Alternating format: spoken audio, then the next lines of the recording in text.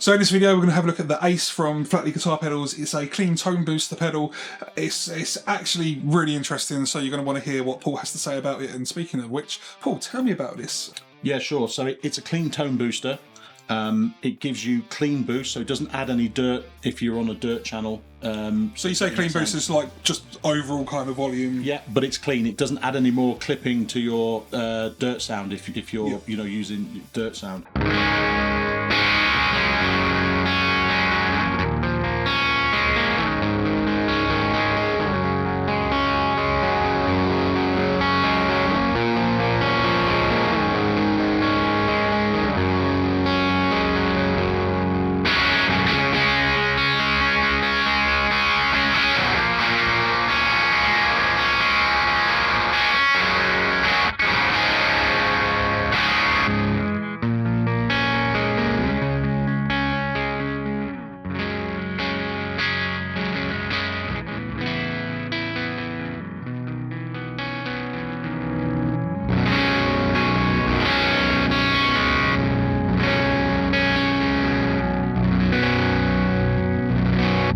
The tone control is basically the tone stack from the Solaris Pro. So again, the tone control will tone the whole of your rig as well. So you can set it more bass, more treble, mid-range, wherever you want.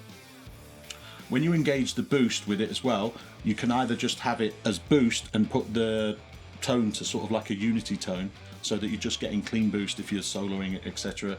Or you can put more boost into it and then set the tone control, whether you want to bass more bass frequencies or more treble frequencies or in the mid-range.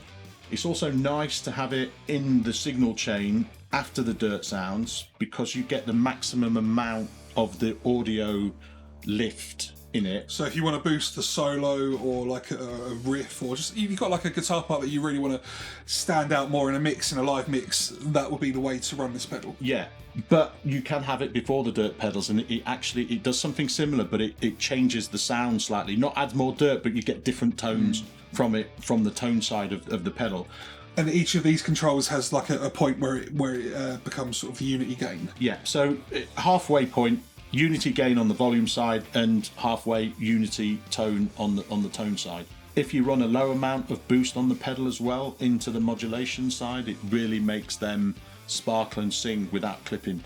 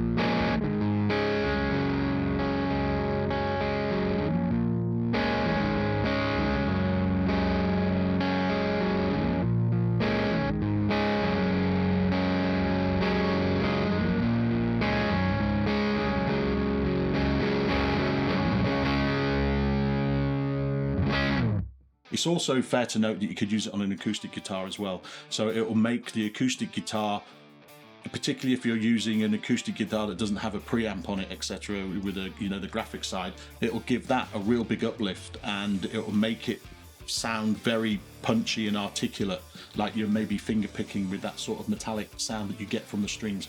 Really, really very, very nice. So if you've got like an overdrive sound or pedal that you really like the sound of, but you just want a bit more, a pedal like this would be ideal to run in front of it. Yeah, definitely, because it'll cut through the mix. It won't add any more dirt to that overdriven or fuzz sound that you've got, and it works well in front of overdrive and fuzz type bass pedals. It doesn't really particularly like either one of them in favour. It just works really, really great in front of them and gives you boost.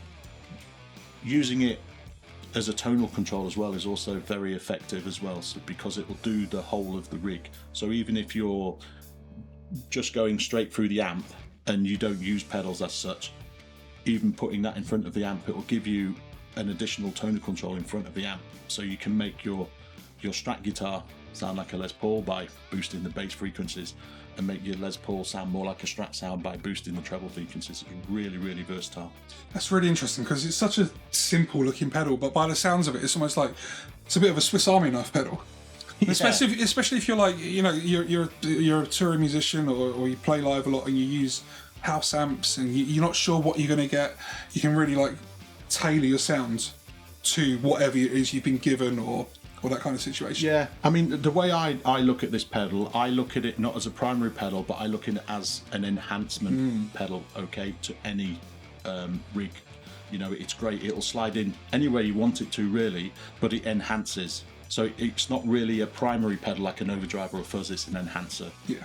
And a lot of people are sort of, when they try it out at the guitar shows we do, are actually seeing this. And we do a bass version as well.